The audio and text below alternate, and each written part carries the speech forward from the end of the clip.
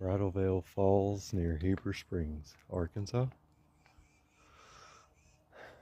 I like to make a little circle out of it. You can go down this way, go down Bridal Veil and the platform right down there.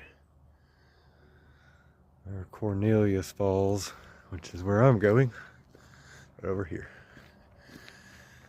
And then get down to Cornelius and circle around down at the bottom of this hill over to Bridal Veil.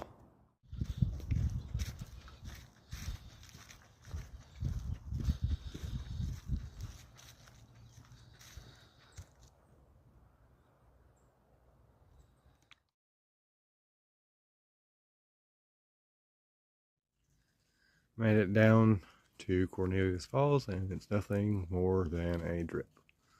This is normally where a waterfall would be.